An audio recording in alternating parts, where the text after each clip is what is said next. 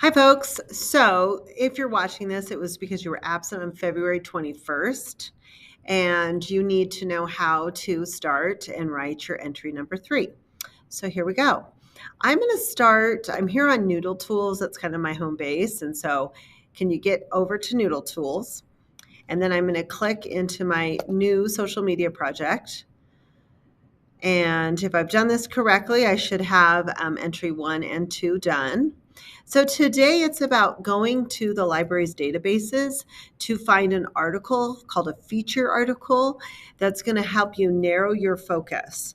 So it might be helpful to look back to your exit ticket that you did on day 1 on the back of that Senate Bill 25086.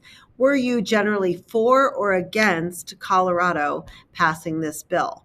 We did some brainstorming in class, and some reasons for supporting the bill was, to protect minors, anyone under 18, from seeing inappropriate material, for meeting criminals online, for just in general, maybe it's a good idea to protect teenagers from all of this addiction that maybe social media can cause, and a lot of the mental health that potentially is linked to social media.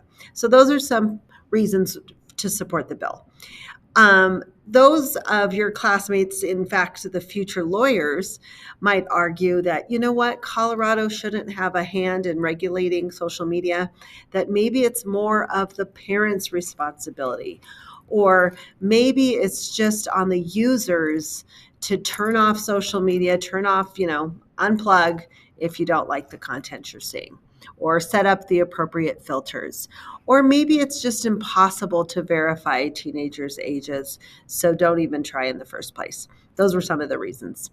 So decide where you fall, and then today we're going to go to the databases. For you, this is going to be really fast. You're going to go to your Noodle Tools, and on the left-hand side, your screen's going to look different from mine. You're going to see teacher links. For me, I'm going to go a different way. And this might be how you want to access databases in the future. I'm going to the Grandview website, and it takes me to like a copycat website. Good to know that exists. And if you've never check this out, did you know that the library has a tab up here at the top? And this is a really fast way to get to, say, audiobooks and good old-fashioned books. I'm going to click on research, and I'm going to scroll down until I see Gale. I'm looking for Gale, and in particular, I love Gale opposing viewpoints. So that's one of your options too if you're going through the teacher links. From here, I'm going to start pretty general. I'm going to type in social media.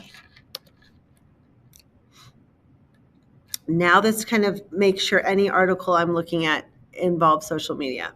And then I'm going to search within the results. So for instance, maybe I think it is the parents' responsibility and not the state government to regulate that. So I'm going to type in parent responsibility, maybe, if I can spell that right. And it doesn't look like I got any hits. So I'm going to go back and start over, and I'm just going to put in parents. And I'm going to see if that gives me some feature articles. And it does. And it gives me 7 feature articles.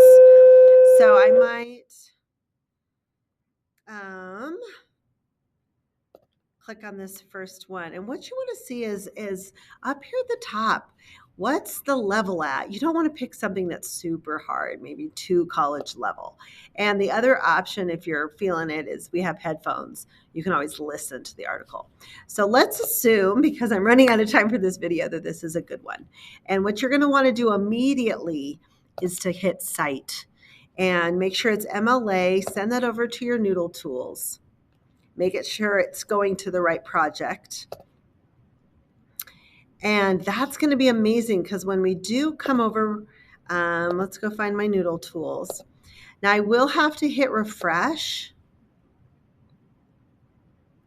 But magic, look, this citation is already sitting here in my Noodle Tools after I hit refresh. So then I'd go to edit, It's already cited for me, so I scroll down to the annotation box, and you guessed it, write a 5 to 13 sentence summary. Because you are reading the original thing, I am going to ask that you use a direct quote. And in order to correctly cite the author, I think it pulled up in a different tab. Okay. You're going to want to go look at the author.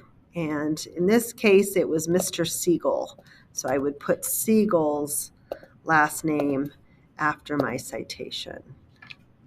So whatever the author's last name, that's what goes in there. Okay, hit save often. That's going to take you some time, but that's your entry number 3. If you need more help, I do stay after school in the library this Thursday till 4:30.